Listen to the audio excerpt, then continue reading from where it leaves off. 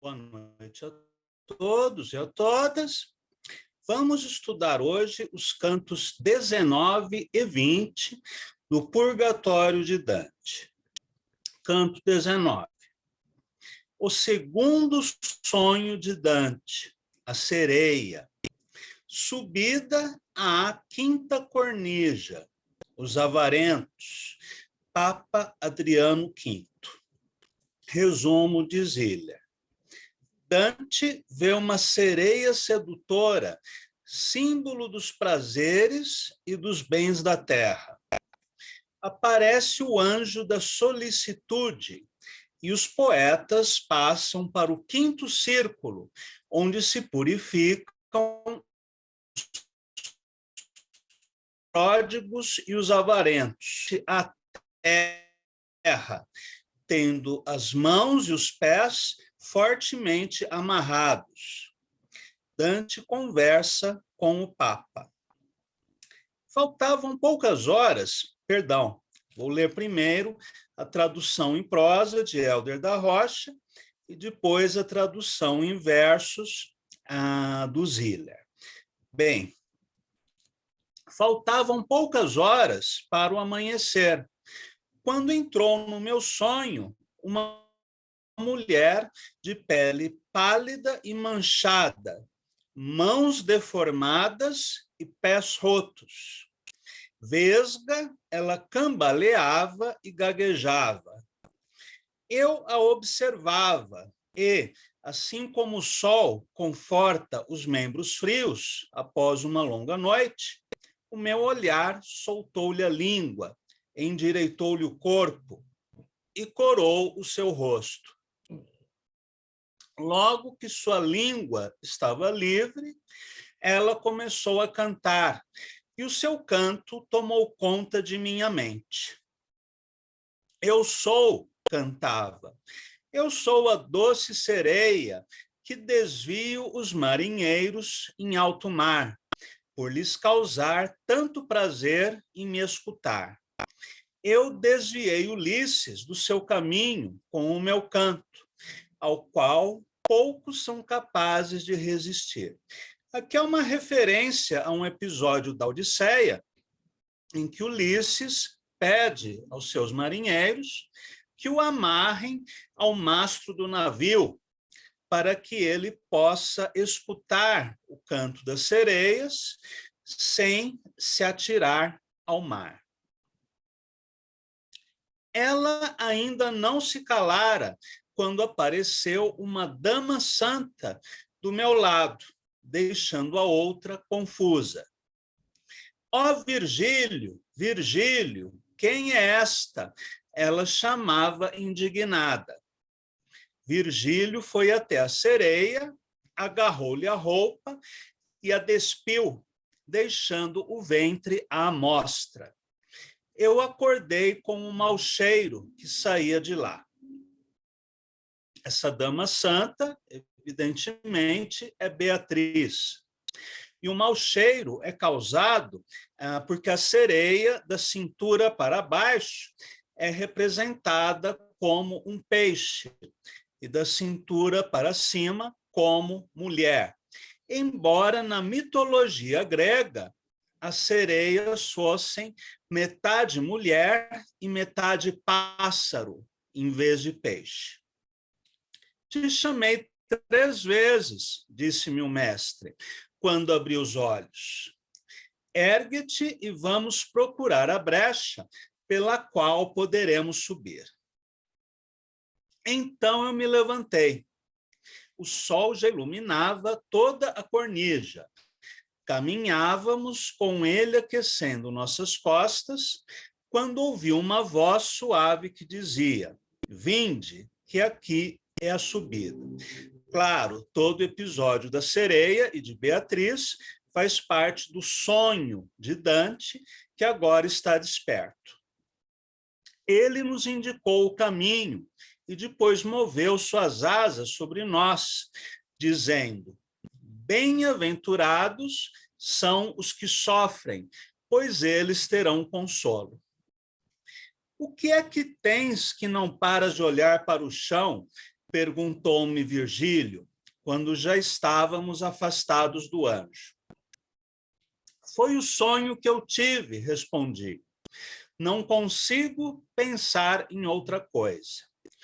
Viste, disse ele, aquela bruxa antiga por quem as almas acima choram. Viste também como o homem se desliga dela. Que isto te baste como explicação. Andemos e agora olha para o céu, pois já chegamos ao final da subida. Nessas últimas frases, nós ficamos sabendo que Virgílio conhece o conteúdo do sonho de Dante, uma vez que as almas têm um sentido telepático, né, aguçado, tanto no inferno quanto no purgatório. Quando saímos daquela fissura na pedra, eu já estava no quinto círculo. Lá eu vi gente estendida de bruços, com o rosto coberto de lágrimas e virado para o chão. A minha alma está presa ao pó, oravam soluçando. Ó eleitos de Deus, falou Virgílio, cujos sofrimentos a justiça e esperança fazem menos duros. Mostrai-nos o caminho para os giros superiores. Sigais em frente, mantendo o vosso lado direito para fora, que vós encontrareis a subida, respondeu alguém próximo a nós. Com o consentimento do mestre, me aproximei daquela alma que havia falado e perguntei: Espírito, se puderes interromper teu pranto por um instante, dize quem és e por que jazes com o rosto ao chão, para que eu possa, estando vivo, falar de ti ao mundo. Em breve saberás por que Deus nos colocou de costas para o céu, responde essa alma. Antes saiba que eu fui um dos sucessores de Pedro. Fui de família nobre e me converti muito tarde. Foi somente quando me tornei papa que percebi a minha vida falsa e tive pouco mais de um mês para sentir o peso do grande manto. Até então, eu era uma alma desgraçada, avara, desligada de Deus, e por isso eu sou punido aqui, como podes ver. O efeito da avareza se declara, ou seja, no purgatório, punição mais dura que esta. Assim, com nossos olhos presos aos bens terrenos, nunca olhavam para o alto, a justiça daqui os mantém fixos ao chão, e nossas almas e pés atados pelo tempo, que agrade ao justo Senhor. Ou seja, ficarão nessa penitência até quando for da vontade de Deus. Eu estava de joelhos e iria começar a falar, quando ele percebeu meu gesto reverente e perguntou: por que estás abaixado? Por não permitiu que eu ficasse de pé, respondi. Ou seja, Dante se curva àquele que um dia foi um papa. Levanta-te, irmão, ele respondeu. Não erres. Assim como tu, eu sou servo de um só poder. Se entendeste o santo evangelho, quando ele diz, nem casam, nem são dados em casamento, tu entenderás como eu estou certo. Mas vai, não demores mais. Na terra eu tenho uma sobrinha, a Lágia, uma pessoa boa, a não ser que ela se perca nos maus modos de nossa família. Lá no mundo, ela é a única que me resta. Notas explicativas do Helder da Rocha. Na sua segunda noite no purgatório, dando os pecados em continência, purgados nas próximas 3 cornijas, avareza e luxúria. A sereia, inicialmente, não aparenta ser bela, mas o constante olhar de Dante a transforma, sugerindo que o canto da sereia é uma ilusão dos sentidos. Existe uma intuição de que algo está errado. Esta intuição é representada pela mulher, que chama por Virgílio, que desmascara a sereia, eram falsos. A alegoria sugere que é possível vencer essas tentações através do uso da razão, simbolizada por Virgílio. Lembrando que Dante representa o ser humano, Virgílio, a razão, e Beatriz, a teologia e a fé. O anjo do zelo retira mais o P da testa de Dante, o P da preguiça, e pronuncia a bênção. Bem-aventurados são os que sofrem, pois eles terão consolo. Essa é uma citação do Sermão da Montanha, do Evangelho segundo São Mateus, capítulo 5, versículo 4. A minha alma está presa ao pó, dizem as almas. Elas falam em latim original. Adaisite pavimento anima mea. Esta é a oração da cornija. Parte dos Salmos 119, versículo 5. A avareza é um pecado materialista. Por isso, as almas permanecem deitadas, com os olhos permanentemente voltados à terra e incapazes de ver o céu que tanto anseiam. O espírito que chora é o Papa Adriano, da família dos condes de Lavagna. Ele morreu em 1276. Foi papa por apenas 39 dias. Quando Dante se abaixa em respeito à autoridade papal, protesta, lembrando de Mateus, capítulo 22, versículo 30. Na ressurreição, eles não casam, nem são dados em casamento. Ou seja, o Papa Adriano, Adriano foi na Terra, algo que não tem mais significado após a sua morte. Ele não é mais Papa. Bem, vamos ler agora a tradução em verso do Ziller, que é muito bela, embora em alguns momentos de difícil compreensão, por isso eu li primeiro a versão em prosa. Sonho de Dante, sereia sedutora, versos 1 a 39. Quando não pode mais o ardor divino, quando não pode mais o ardor diurno, o frio tornar morno do luar, pela terra vencido por Saturno, quando geomantes querem deslumbrar no oeste a maior fortuna extravagante, na hora em que a noite está para findar, música, mãos truncadas, pés torcidos, a cor do rosto tinha horripilante. O que são os geomantes?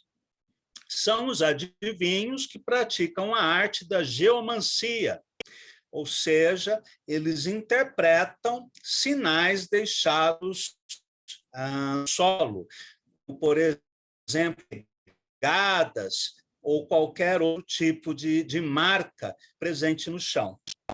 Como restaura o sol entorpecido,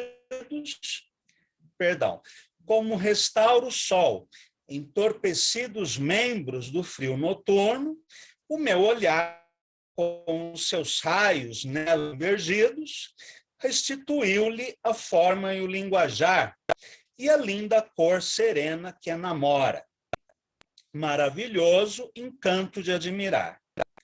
Começou a cantar com voz sonora, tão docemente o meu leitor o creia, como quem é da música senhora. Eu sou cantado, eu sou meiga sereia, que os navegantes fumarem tanto, pois de prazeres minha vida desviou meu canto.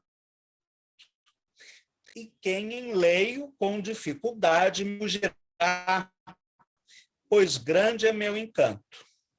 Não acabava a trágica beldade quando uma dama aproximou-se pura a confundir aquela falsidade. Ó Virgílio, gritava ela, que criatura é esta? O mestre, a nova aparição, atentamente distinguir procura. Corre Virgílio para a fatal visão. Vestes rasga-lhe e ondas de fedor meu sono espantam, e eu acordo então. Ou seja, Virgílio participa do sonho como personagem, né? Após Dante despertar, o Virgílio real soubesse muito bem o conteúdo do sonho de Dante, talvez por um dom telepático. Os olhos eu vou ouvir, e o condutor. O condutor é o guia, né? O mestre, Virgílio. Disse, te chamei. Achar devemos da subida o corredor. Ergui-me então e vi a luz solar brilhando nos jirões do Sacro Monte, né, o purgatório, atrás de nós luzindo em nosso andar. O anjo da solicitude, versos 40 a 54. Seguindo ao mestre, eu inclinava a fronte, como quem leva o cérebro pesado, e ao corpo da curva de uma ponte. Vinde ouvir a subida deste lado, em notas tão suaves que, entre as gentes, jamais tão doce som é pronunciado.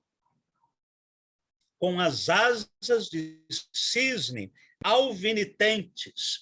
Alvinitente significa com a cor alva, né, da lua, com a cor da lua brilhante. Mostrou-nos a subida quem falara, entre os mouros das rochas inclentes. E claro que essas asas de cisne se referem às asas do anjo, que tirou uma letras P da testa de Dante. As penas agitou e com voz clara. Que lugente, disse. Bem-aventurados. Que lugente, em latim, os que choram, né? Bem-aventurados aqueles que choram.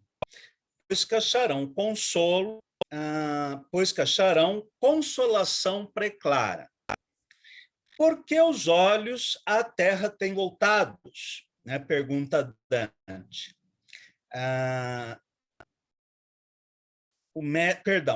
Por que os olhos à terra tens voltados? O mestre perguntou-me docemente, após estarmos do anjo separados. Interpretação do sonho, versos 55 a 69.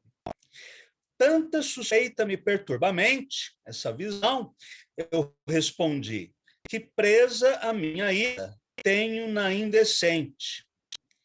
Viste-a, me disse, a vil de natureza, que só e longe se lamenta e chora. Dela livrar-te sabes com destreza. Isto te seja suficiente agora. Vamos que o eterno nume nos convida, no rodopiar da esfera em voz sonora. Como o falcão olha antes da partida, os pés e voa rápido ao chamado, de apanhar desejoso sua comida. Assim eu fiz. Entrei pelo murado, subindo a rocha corajosamente, logo alcançando o topo desejado. Os penitentes do quinto círculo, versos 70 a 81. Ali no quinto círculo, muita gente vi chorar, debruçada, dando ideia de quanto sofre o triste penitente. Adaisite pavimento anima mia, prende-se à terra minha alma, né? Ouço dizer, então, altos lamentos, que se distingue a prece é porque a sei.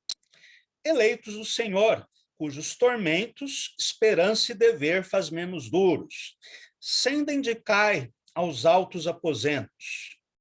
Se de passar aqui já sois tão puros, e achar quereis caminho da subida, os trilhos à direita são seguros. Esta resposta foi por mim ouvida à pergunta que o mestre meu fizera, e a face vi da sombra revolvida. Diálogo entre Dante e o Papa Adriano V, versos 85 a 114. Fitei o olhar do guia, que entendera já meu desejo, e com sinal bondoso, logo me concedeu o que eu quisera. À sombra que falara pressuroso, cheguei, que falara, fitei o olhar do guia, que entendera já meu desejo, e com sinal bondoso, logo me concedeu o que eu quisera.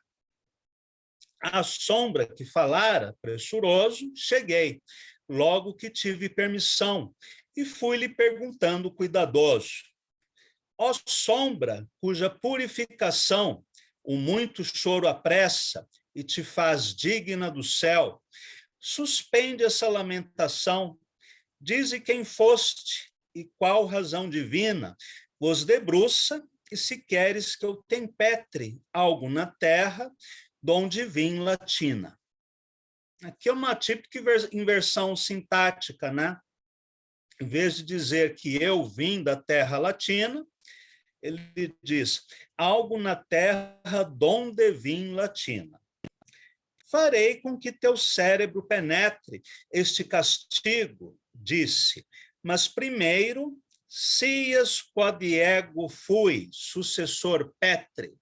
Ele declara em latim, fui sucessor de Pedro. Entre Sestre e Chiavani há um ribeiro lindo, de cujo nome se gloria minha família e o parentesco inteiro. Por pouco mais de um mês, supremo guia, ou seja, foi papa por 39 dias, fui e sei quanto pesa o sacro manto, a quem guardá-lo quer da lama ímpia. A minha conversão tardou, e quanto, feito pastor supremo, compreendi a vida mentirosa e tive espanto. Em dor estava o coração ali, nem podendo subir mais nessa vida, da vida eterna, grande amor senti. Minha alma até então era vencida e afastada de Deus pela avareza, culpa que, como vês, é bem punida. O castigo dos avarentos, versos 115 a 129. O crime cobiça é vil rudeza, que aqui se paga e aqui se purifica, na justa pena de maior tristeza. À terra e não ao céu que dignifica, o nosso olhar tivemos inclinado. Na terra, recostado, agora fica. A avareza matou o amor sagrado. Em nós, e da piedade os sentimentos. Com justiça, cada um fica amarrado, e presos pés e mãos nestes tormentos, enquanto assim quiser o justo céu, imóveis ficaremos em lamentos. Os joelhos pus em terra junto ao céu, e quis falar-lhe respeitosamente. Ele, porém, solerte interrompeu. Humildade de Adriano, versos 130 a 145. Por que razão te inclinas reverente? A vossa, respondi-lhe, dignidade. A vossa, respondi-lhe, dignidade que de pé me conserve e não consente. Levanta-te, me disse, não há igualdade entre os conservos. Não erres, irmão, iguais servimos a uma potestade. Se o divino evangélico sermão que afirma nec nobent, entendeste, ou seja, no céu seremos iguais, compreenderás a minha afirmação. Agora segue que preciso deste tempo para chorar e não causar-te nojo. Farei assim o que disseste, uma sobrinha só de minha parte, no mundo inteiro, álgia, muito bondosa, se não a corromper malícia ou arte. Única é lá na casa numerosa. Então, de toda a sua grande família, apenas essa sobrinha ele considera digna. Pois bem, para encerrarmos esta conversa, vamos ler o canto 20 do Purgatório, apenas na versão em prosa do Helder. Canto 20, Espírito de Hugo Capeto, um monte treme. Resumo de Ziller. Ainda no quinto círculo, entre avarentos e pródigos, avançam cuidadosamente os poetas. E Dante ouve, de Hugo Capeto, amargas e justas censuras contra os capetíngios, descendentes degenerados deste rei. Forte abalo faz tremer o monte, e todas as almas entoam piamente. Glória in excelsis Deo, né? Glória a Deus nas alturas. É que uma alma já purificada subia naquele momento para a glória eterna. Ou seja, uma alma que já cumpriu a sua pena no purgatório e ingressa agora no paraíso. Tradução em prosa de Helder da Rocha. Para satisfazê-lo, eu, insatisfeito, me levantei, sem ter feito as perguntas que queria, e me retirei, como ele havia pedido. Meu guia decidiu seguir o caminho, junto à encosta, por onde havia espaço, pois as lágrimas vertidas por aquela massa inundavam todo o terraço até perto da beira. Maldito sejas tu, ó loba antiga, cujo apetite insaciável fez mais vítimas que qualquer outra besta. Quando, ó céus, virá aquele que a expulsará do mundo? Nós sondávamos em passos lentos e escassos, e eu me mantinha atento aos espíritos que continuavam a chorar, se lamentando. Assim, por acaso, eu ouvi alguém chamar à nossa frente. Doce Maria, foste tão pobre quanto pode-se ver pelo lugar onde tiveste o teu filho, ou seja, na manjedoura. E depois, ó bom Fabrício, tu preferiste a pobreza e virtude à riqueza e ao vício. Essas palavras me foram tão agradáveis que eu me adiantei para indagar a identidade do espírito que as havia pronunciado. Ele continuava a falar agora do presente de Nicolau às 3 donzelas, que assim puderam honrar sua juventude. Ó alma que falas de tanto bem, disse eu, dize-me quem foste e por que somente sor. Tua resposta não ficará sem recompensa, se eu voltar ao mundo para cumprir o curto caminho que me resta. Eu te direi, respondeu ele, mas não pelo conforto que eu espere do mundo de lá, mas porque tanta graça em ti reluz antes de morto. Eu fui raiz da maligna planta que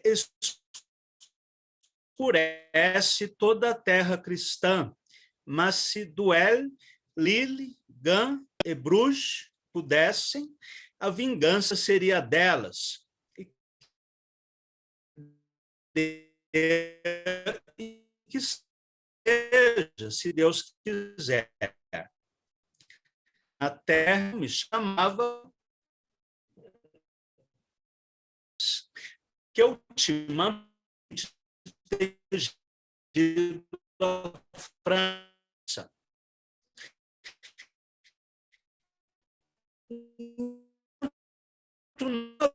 Havia tomado o reino provençal, não fizeram tanto mal, mas levaram o Conradino e mandou Tomás para o céu. Eu vejo um tempo, num futuro não muito distante, onde um outro Carlos virá da França e o mundo conhecerá melhor a ele e a sua laia.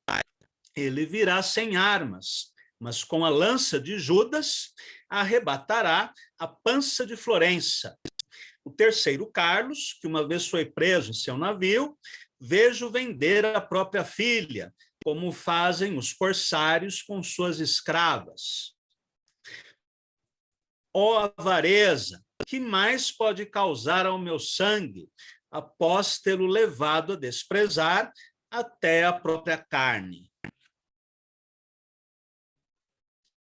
Vejo ainda no futuro a flor de lis entrar em Cristo. Vejo entre ladrões receber o vinagre e, por fim, ser morto. E esse novo Pilatos tão cruel, ainda insatisfeito, perseguirá e destruirá também o templo. Há várias citações e referências aqui que veremos logo após a leitura do canto. Por isso mesmo, eu preferi a versão em prosa e não a versão poética. Terminada a profecia, ele respondeu à minha pergunta. As palavras que ouviste são orações que aqui recitamos durante o dia. Quando chega a noite, falamos de exemplos opostos.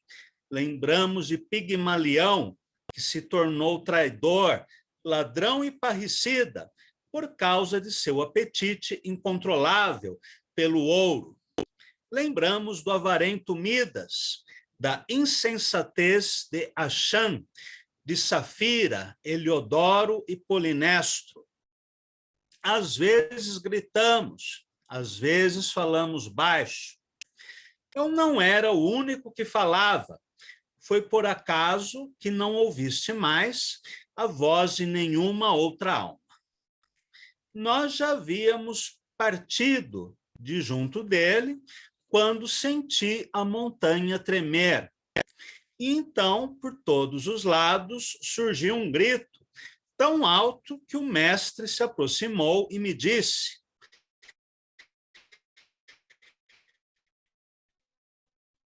não temas enquanto eu for teu guia.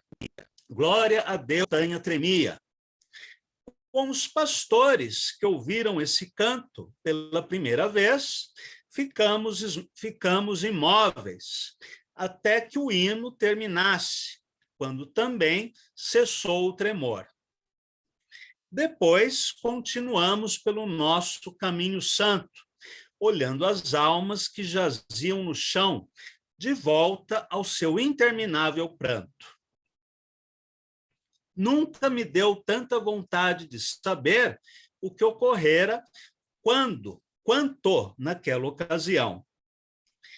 Eu continuei a caminhar, mas com a mente confusa e pensativa.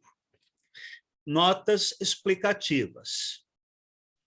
A loba, neste canto, simboliza a avareza, raiz dos piores pecados, punidos no inferno.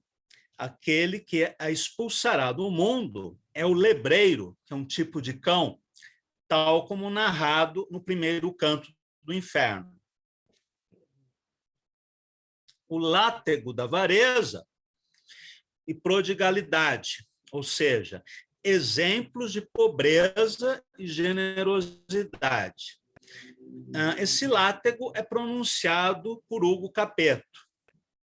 Primeiro exemplo, lembra que Maria deu à luz a Jesus numa humilde manjedoura de Belém. O segundo exemplo é Caio Fabrício, cônsul romano, que durante sua vida recusou subornos, como era o costume, e morreu pobre. O terceiro exemplo narra a generosidade de São Nicolau, bispo da Lícia, que para salvar um vizinho falido,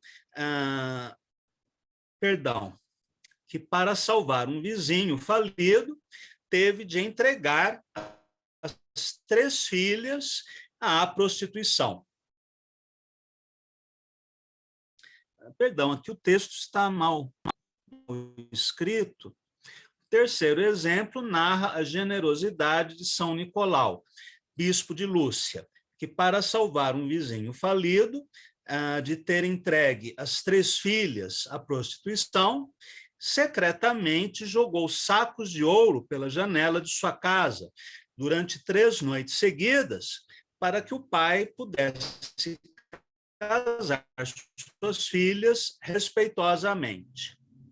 São Nicolau é representado no Ocidente como Santa Claus ou Papai Noel.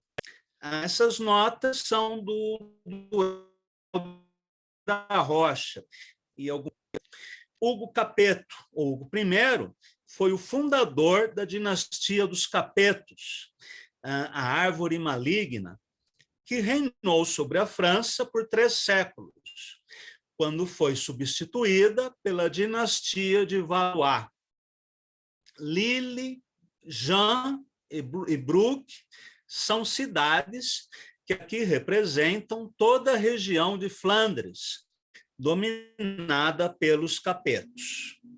A vingança de Hugo Capetto ocorrerá quando os franceses forem derrotados na Batalha de Courtrai, em 1302. Conradinho tentou reconquistar o Turco, mas foi derrotado e posteriormente executado em 1268. Carlos de Valois, irmão de Felipe IV Belo e fundador da dinastia de Valois, que viria a substituir a dinastia dos Capeto. Foi chamado à Itália pelo Papa Bonifácio VIII como um pacificador para destruir os opositores da Igreja. Assim como os bandeirantes, né, eram chamados de pacificadores, a paz dos cemitérios. E ajudou a expulsar os guelfos brancos de Florença, entre eles Dante.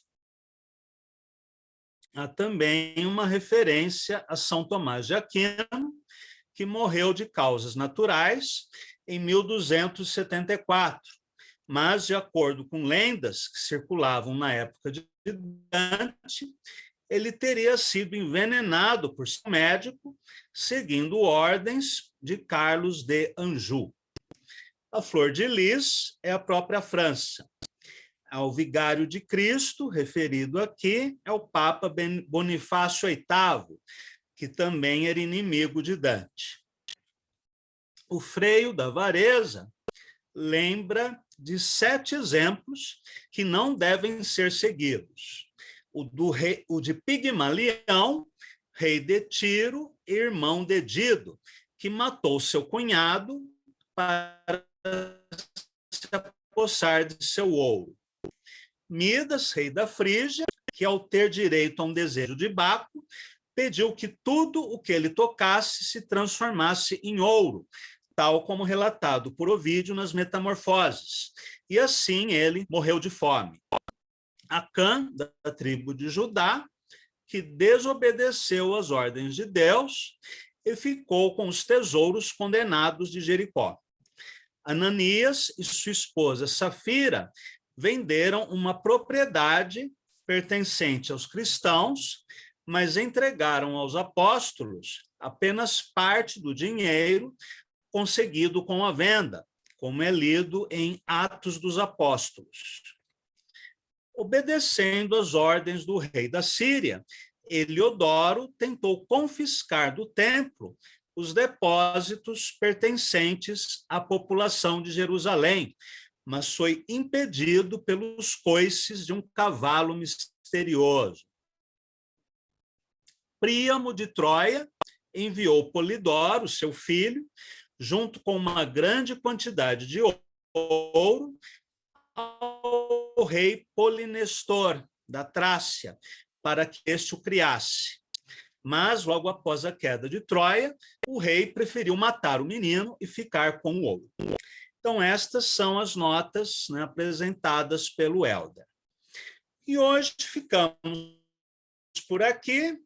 Na semana que vem, antes de entrarmos em férias, nós conversaremos sobre os cantos 21. Obrigado a todos e a todas, e até lá.